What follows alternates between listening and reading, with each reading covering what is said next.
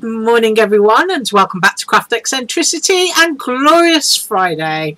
We are at the weekend once again, and if they keep going any faster I think we should, I don't know, certify it at the speed of light or something.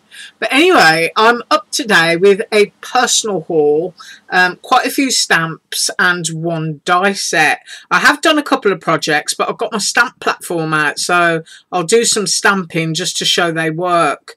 But first of all, I've got to show you these. I'm not going to stamp them because they're no longer available, and there was only like one of each available when I purchased them. So I did get a gorgeous little free gift from this seller, and their store is pretty infamous for just having one of each of almost everything. So I will try and link that store below, but if you see it and it says only one available, it really does mean only one available. So they sent me these gorgeous little fluffy pom-poms that I'm going to be able to use on something, or even if I do a deep shaker I'm going to pop those in. So that was really kind of them. And the first one that I got is this gorgeous kind of like fairy tale type fairy, and she just looks like she's blowing in the wind on top of a poppy. And then I got this one, which is kind of like Simmerilk. I think these might be, you know, sort of like part of a set, because there she is, Make-A-Wish, and I think that one's a rose, or it might be a poppy. That might be what ties them all in. And then this one, which is the last of that kind of set, and she's carrying a bunch of flowers, and she's got that gorgeous billowing dress, and it says Once Upon a Time, and you've got that lovely birdie there with the berries. Really love those. They're great for journal pages, you know, dotting down on the corner, because I love to do scrappy bits. I'll show you my scrappy bits in a minute. And then there was this bunny set, and this was the only one, and it's quite sort of like patchworky vintage, so I just thought that was really sweet and might stamp those on a pocket. And then this was the only one, and I'd looked at it for ages and ages, and I thought, am I going to get it or am I not? And I thought, no, I'm going to get it. So I got this retro reindeer with all those little stockings. And on the stockings, I don't know if you can see, if I put my finger under, you can see that reindeer is on that stocking. It's just really cute. And then if I put my finger under that one, that's showing Santa. And I think there's another stocking. Yeah, that one there, look. It's got the snowman on it.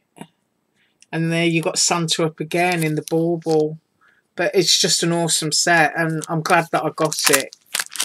And then next up, it's a real pity that they didn't do more of these, because I think these are fabulous, and they're typewriter key stamps, and they are the size of typewriter keys, which is brilliant. I don't know what size punch I'm going to use to get these out with, but you know, you can just stamp them flat anyway. But it's the upper, the lower and the alpha. So really love that, but once again not available. If I find anything similar I'll link it below. And then I got this one because I really like these cute sort of seals. I don't know if you've seen my attempts at doing wax seals. It was pretty dire, and I do need to get those out and do them again for Craftspire and try my best this time. But yeah, it was pretty awful. But I do like, you know, the idea of being able to stamp a little seal, and it's got jingle bells, and then you've got a Merry Christmas and a Happy New Year, great on the outside or the inside of a card, and then you've got your Christmas mail, all just lovely little icons. Just really like that. And there was only one of those too. Right, so that's my pile of what is not available, and now I will go into what is available. And I'm going to stamp a couple out of these because I've only done 4 of this collection. Right, so first up I got a vintage teacup with flowers, and it's a bit wonky there in the packaging because I've stamped it. And then I've got a vintage wheelbarrow, see if I can get more detail in there, with flowers. And I've almost finished fussy cutting that one. And then I got this one because I just thought it was absolutely gorgeous. And really, I got it to stamp on acetate so that I can, you know, place it over a little bug or something on a page that I've stamped, or a butterfly, and do my little, you know, specimen stamp and number labels. I just think it's absolutely gorgeous. And it's a great size. So I will measure it for you, if that's the kind of thing that you like. Right, it is almost 3.5 inches. So, as I say, it's wonderful. I've stamped that on white cardstock to show you.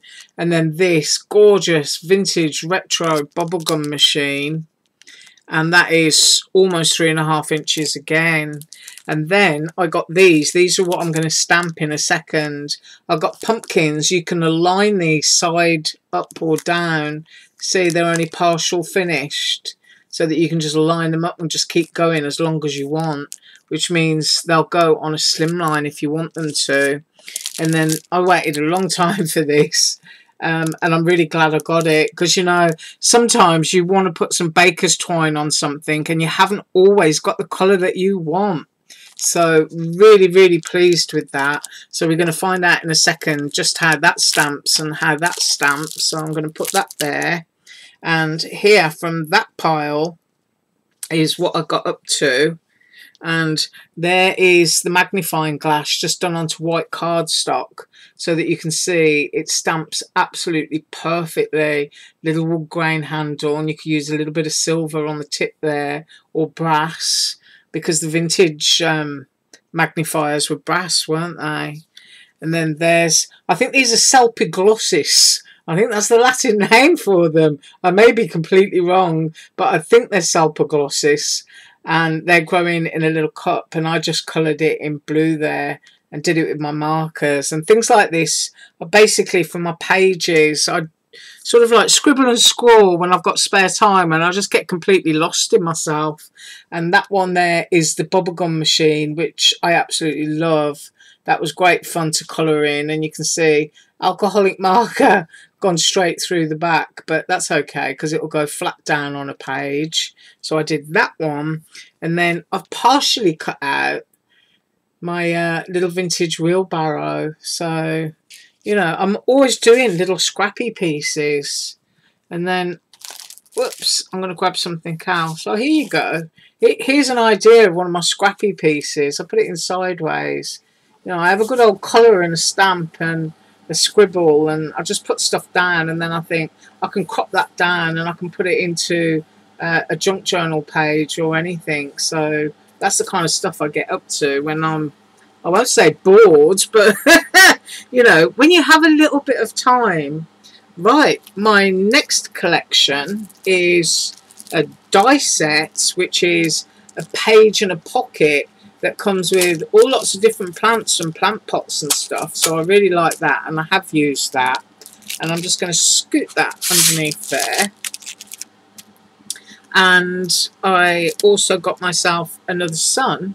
If you saw that sun that I stamped last time, this is quite big.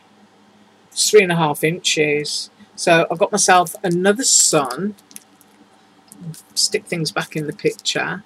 And then I got myself the moon, which is wonderful, and it's big.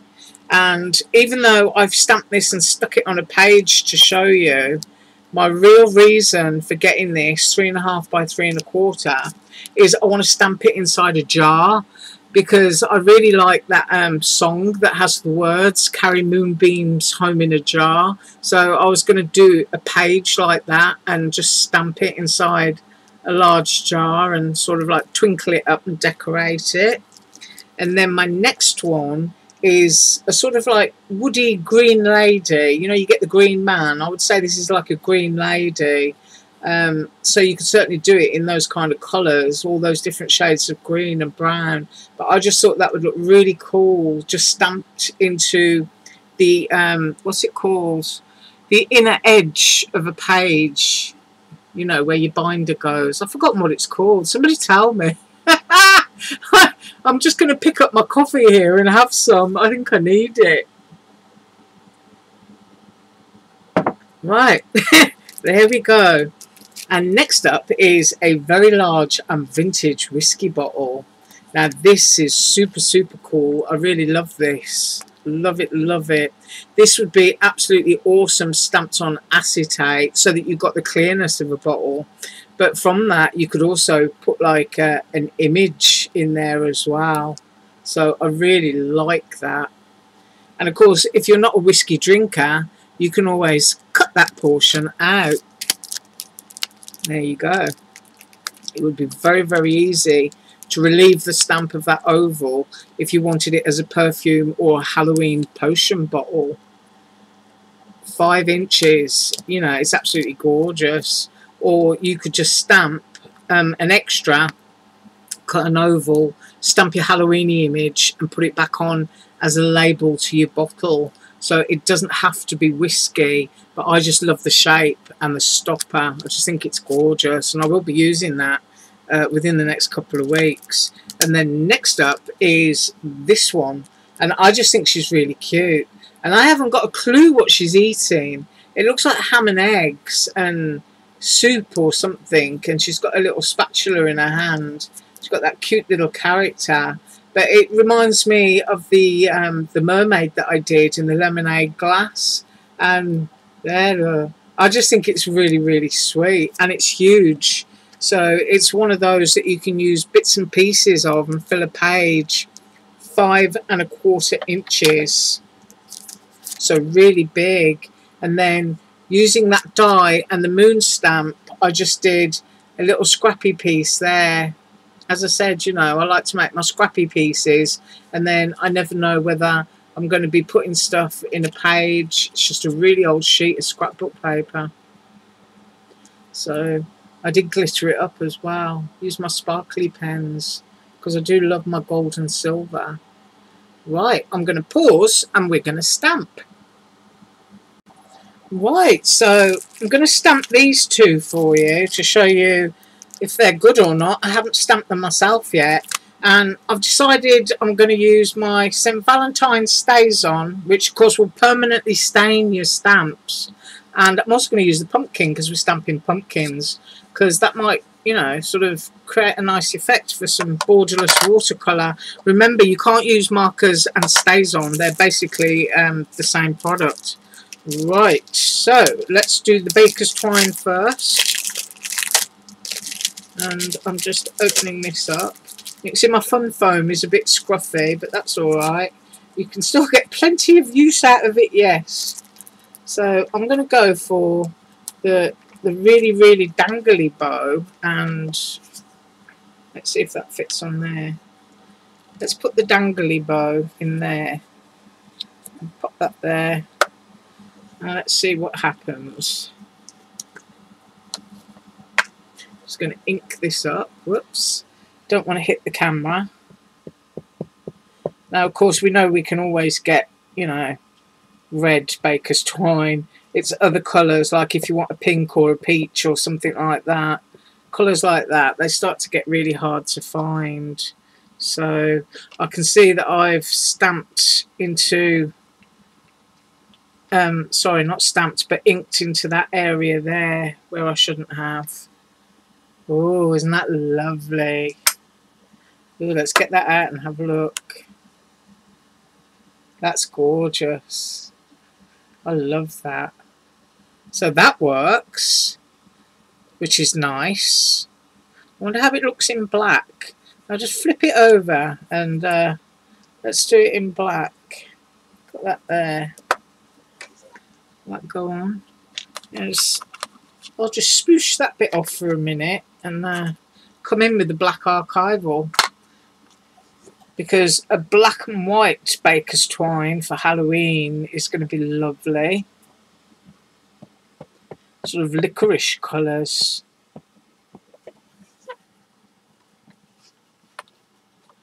Let's see.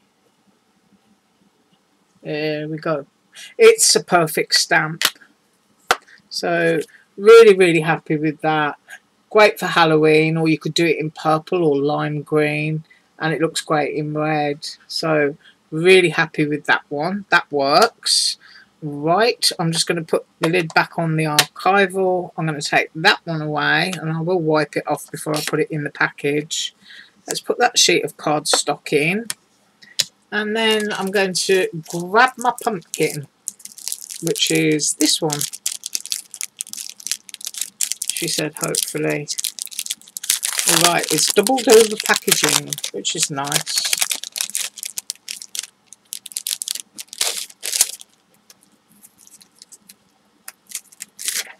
I've gone quiet for a change. Right, here we go.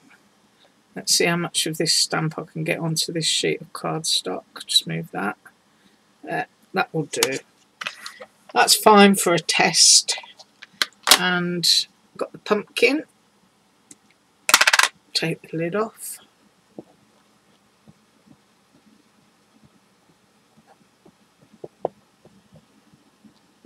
Then I'll have to get my watercolours out. I mean, obviously, if you're going to use StazOn and watercolour, I would suggest stamping onto watercolour cardstock. What I'm stamping on right now is not watercolour cardstock, so I hope I put ink all over it. And let's see what we've got. I'll just rub it over. I don't put too much pressure. There you go. Perfect stamp. Isn't that lovely? So we've got pumpkins and we've got the twine. And flip that over, and that's in black and white. You could actually put some twine around one of the pumpkins if you wanted to. I really like that. That's going to be really lovely coloured in. And I think what I'm going to do is I'm going to stamp it in my archival. I think it comes with vintage photo and coffee or something. I think I'll stamp it in the vintage photo, and then I can colour it with my markers. And if I do it over the weekend, then I will certainly show you.